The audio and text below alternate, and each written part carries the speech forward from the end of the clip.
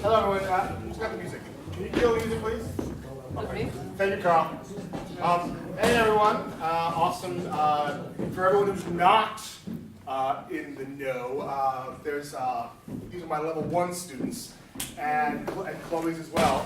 And tonight will be a talkback. And we're just sort of talk about the sets tonight, talk about improv in general, any questions that you may have.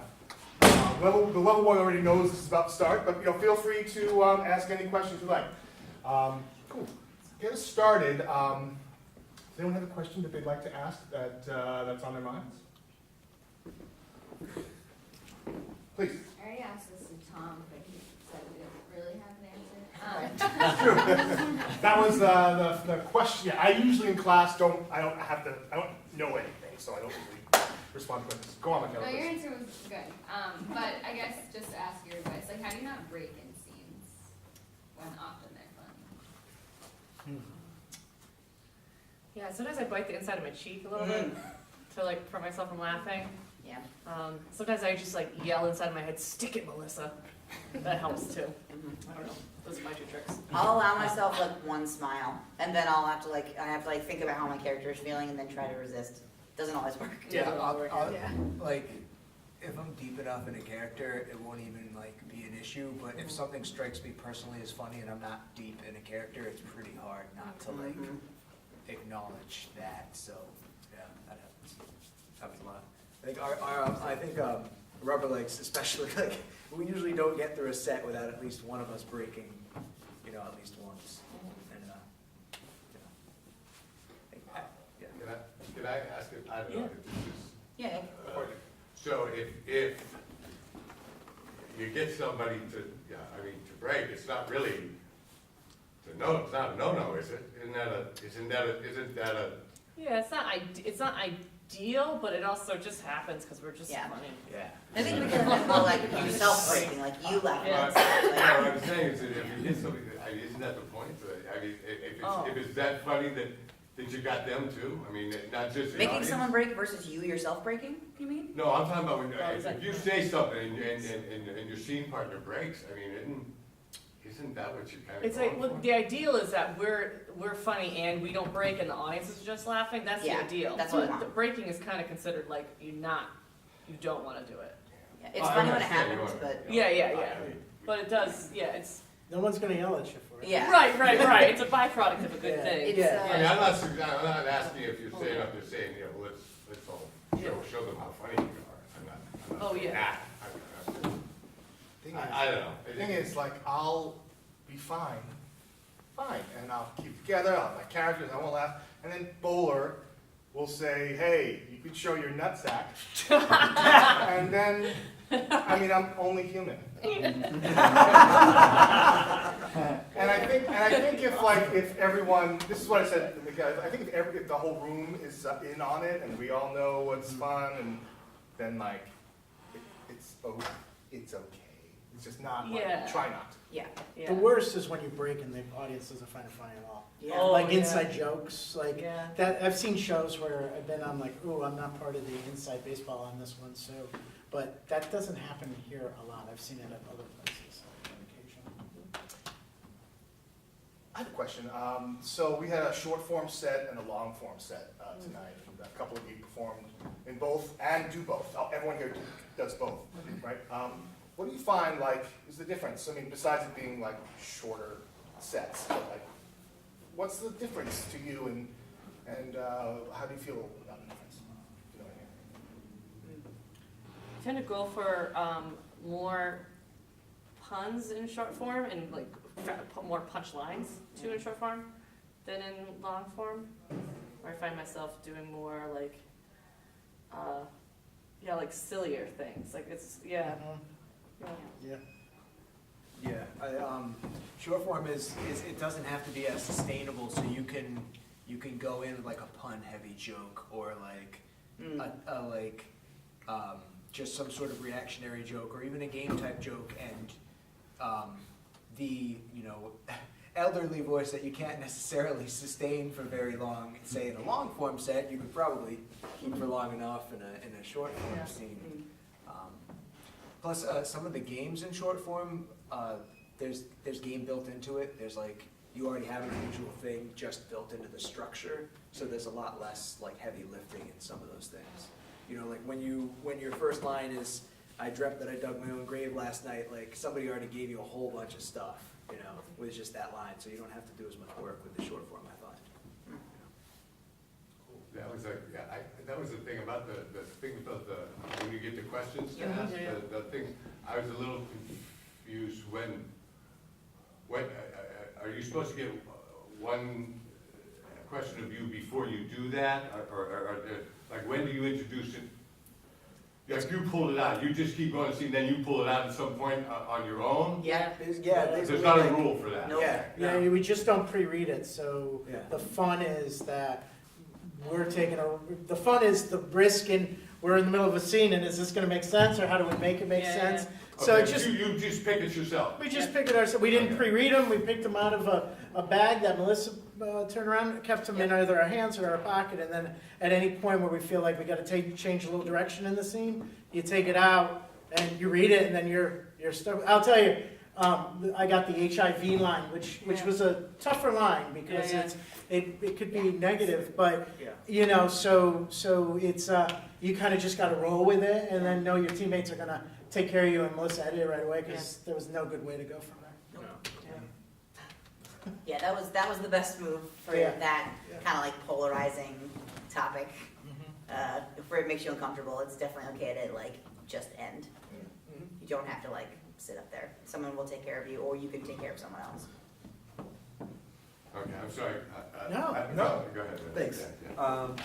So, in the long form sets, right, when do you make the decision as to when to edit some of those? We're kind of waiting for the big laugh, Mhm. which is hard to tell. And I find like in comedy scenes, laughter comes on a bit of a bell curve. So like there's an ideal one, it's like at the top, and as you're trying to wipe after, but everyone after that is going to get less and less funny, so you have to like get it quick. Yeah. And sometimes you miss that, like you wipe it almost too early too, and like there could have been a bigger one, but it's all about like feeling that when that big laugh is coming.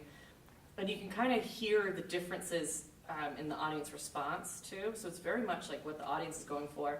And like sometimes the big laugh of a night, some jokes will work with one crowd and then another crowd, like they don't. Like a similar set is like, there's nothing, there's crickets, and it's, so that's where it's like that interplay comes in, because then we're like, whatever that big laugh is, like that's the stuff we're gonna bring back and come back in. So that it's just about like hearing how the comedy builds up a little bit. But that's, Yeah, I was curious about the whole Earl of Coronets set. oh yeah, Right. I don't think we wiped that right spot. Oh, yeah, that should have ended. I think we were going down. So it's Yeah. We went missed up, an opportunity, and then we went right down, So Tom edited right that. down. I sure did. In character, yep, which is really a no-no.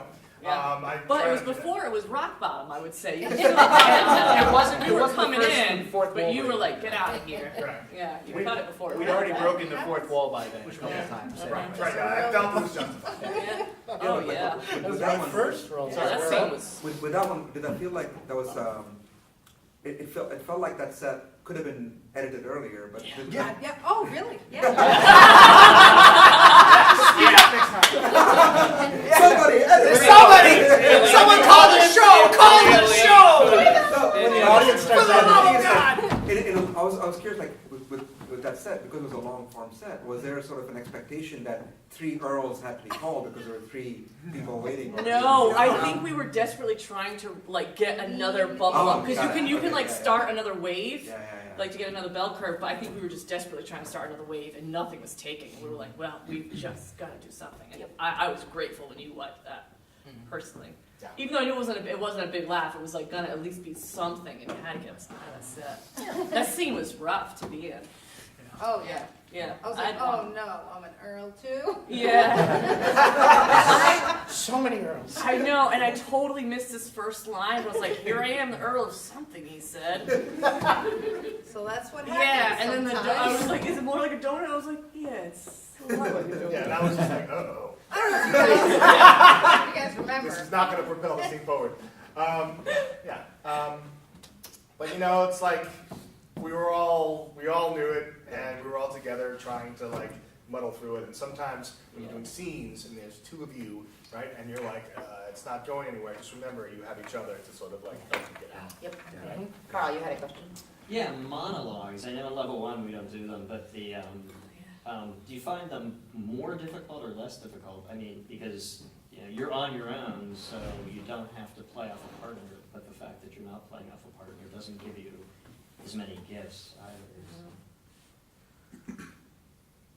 I find them harder, personally, and I actually try to avoid the character monologues, but then there was already 2 people in the source scene, and so I was like, well, I guess I have Yeah. In this particular form, if there's 5 of us and you're not in the opening scene, you're doing a monologue. Yeah. So some nights, you're listening to the opening scene and you're like, oh man, I've just got this idea and I know who the person's talking to and I'm gonna get up there and see what happens. And some nights you're like, panic, panic, panic, panic, panic, panic. I don't know what I'm gonna talk about, panic, panic, panic. I've got half an idea, I'm gonna go up and just start talking. And that's, what you do. But yeah, monologues can be tough. Yeah, that was my other question too, in terms of just how do you come up with material. I kind of like them.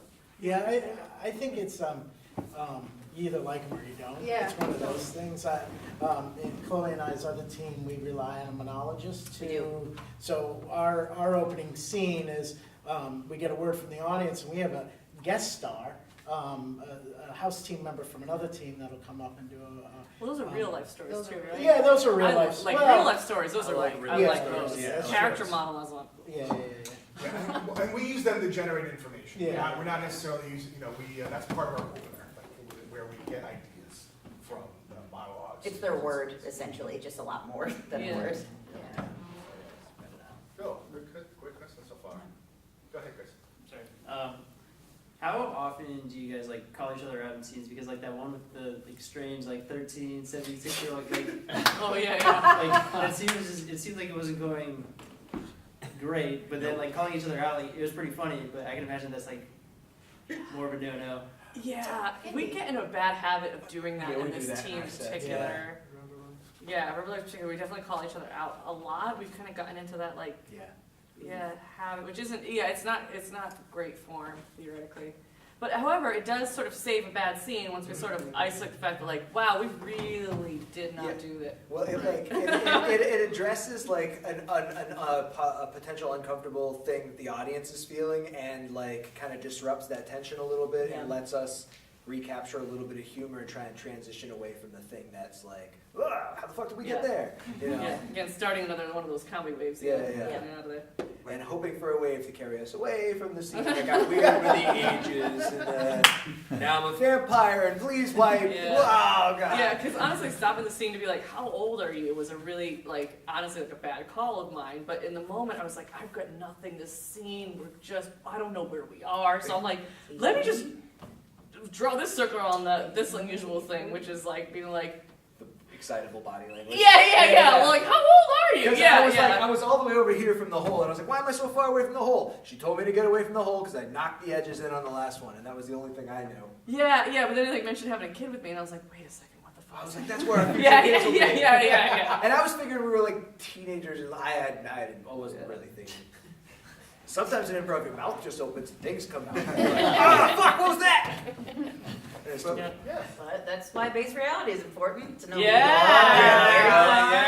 Let that be a lesson. Yeah. We did the show on purpose. That was a teachable moment. Yeah. Welcome. We What filmed not the to show. do. A lot of teachable moments. All the scenes that looked weird on purpose. Those Yeah. were on purpose. Teaching moments. Teaching moments. Oh, because I had thought that same thing, that was bad form to call out, but folks who weren't here last week, I thought last week there was this incident where you guys took something that Brad had said that was clearly inappropriate, but you guys made it a joke doctor. Oh, Yeah, yeah, the opioid epidemic. That was bad. Yeah. So that felt like a good use case of taking something and then you rolled it into a skit where you suddenly were joke doctors or diagramming this really bad joke. Yeah, So yeah. I don't understand why people didn't find this funny. People are dying all the time. Yeah, that was a really funny take on something that wasn't necessarily going to be appropriate to joke about. And sometimes this improv, that's what happens. The words are already out there. People are already having their reactions to it. The feelings are already there. You can pretend it didn't happen, or you can try and take it back to a positive place of comedy. Yeah, and it's one of those things where it's you do you do moves that you're not supposed to do in order to disrupt some bad patterns too, which can be some because the scenes where we had, I think it was Brad that kept talking, and I was like, and then, like, that's bad improv on my part. I was only saying like words, but I was just like, I want to see what this does. I'm just gonna keep pushing this button.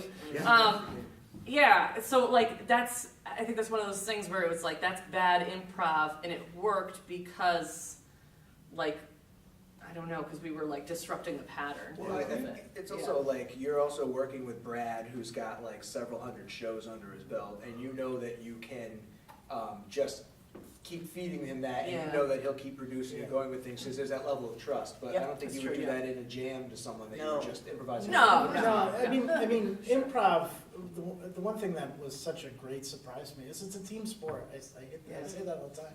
And how long's Rubber Legs been together? Over a year now? Technically, like several, because Seal Early Fish Fight was Yeah, pretty yeah. much. You guys worked Yeah, together Yeah, a so, long time. so once you start playing with the person, I would never, somebody new, mess with them on stage, but sometimes messing with somebody who you know can take it, Yeah, can kind of like, yeah. I know, like, Brad has a way, and you know he can handle some things, and that's true of everybody, but Brad in particular, he actually likes that, he's not gonna get off stage and go, oh, I wish I hadn't messed with you. Yeah, He's gonna right. be like, that was so funny, so you tend to do that once you get to know people, so. I love how we're talking about Brad for like 10 minutes. I know, yeah, he wouldn't mind. Camera's still running. Yeah. He will watch it. You will watch. Hi, Brad. Michaela, do you have a question? Oh, yeah, just like, do you have a go-to strategy when, like you were saying, when you're coming onto a scene, it's like panic, panic, panic, I have no idea. Do you have like a move or something that you like tend to do in those moments to kind of like get you, I don't know. Well, get first it's like, If I'm going out by myself to do a monologue and it's panic, panic, panic, I'm just gonna like try and find one word that I remembered from the scene and then see if I can bullshit my way through a monologue on that.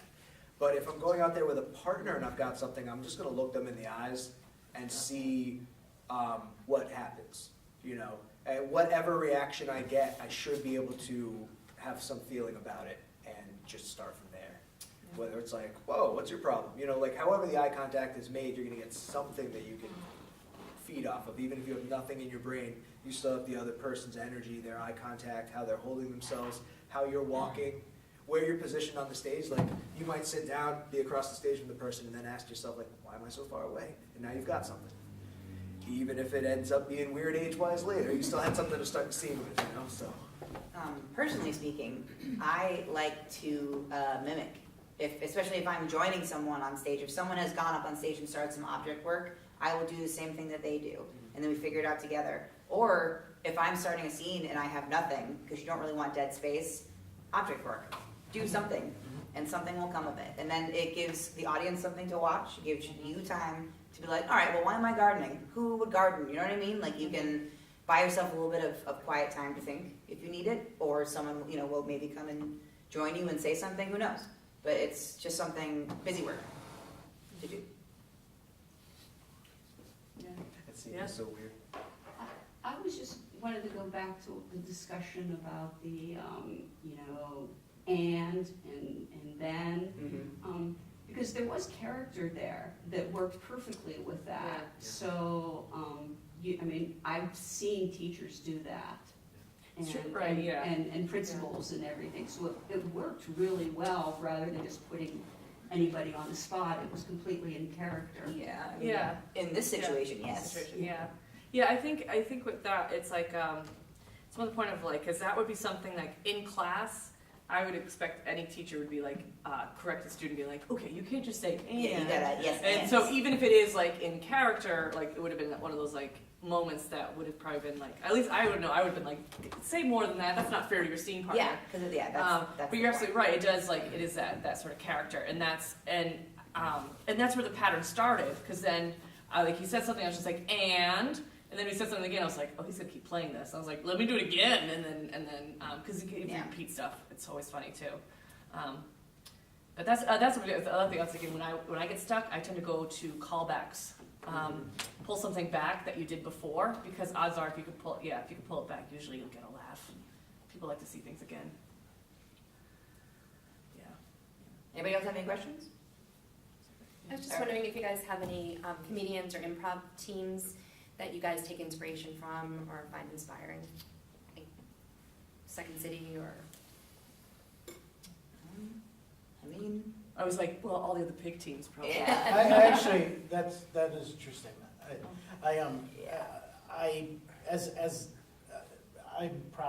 I've only been doing improv for 4 years. Longer than me. Right, and Chloe and I are on the shorter end of the spectrum than some of the other folks on stage. But I love watching shows, and I love, Melissa's right. When she said callbacks, I'm like, yeah, Melissa really does great callbacks. Sure does. And then I want to emulate what I see that's fun on stage, because you get a ton out of class, but then you got to decide what kind of performer you're going to be. What are your strengths? What are some things you may struggle with?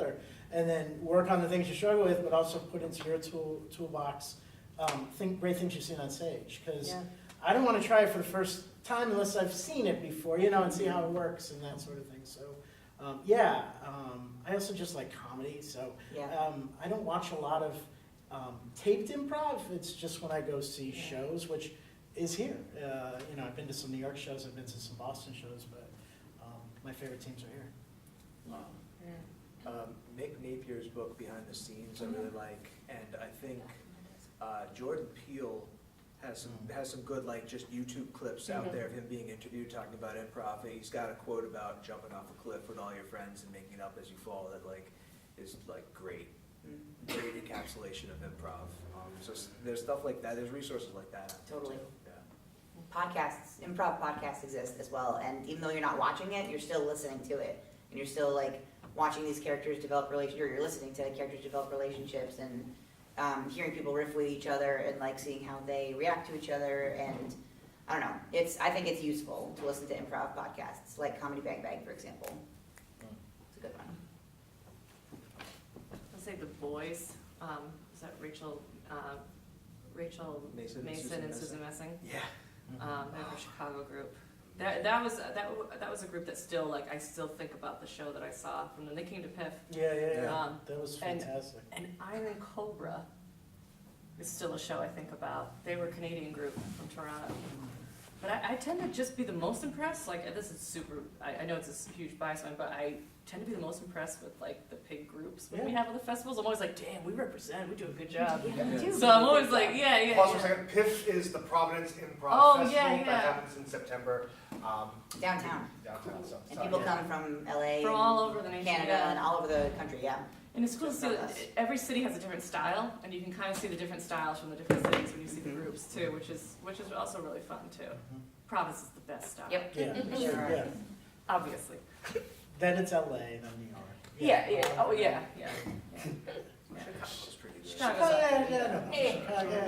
Boston's 7. Yeah. We've got 3 alumni in Chicago. That's true. Yeah. That's true. Well, it's getting better. It's getting better. Yeah. Chicago's gonna turn Yeah, around it's any gonna day. be- One day, that's gonna be the Chicago place. is really an up and coming improv city. Any more questions that you want to know the answers from these sage Or improvs? anything you're worried about or struggling with.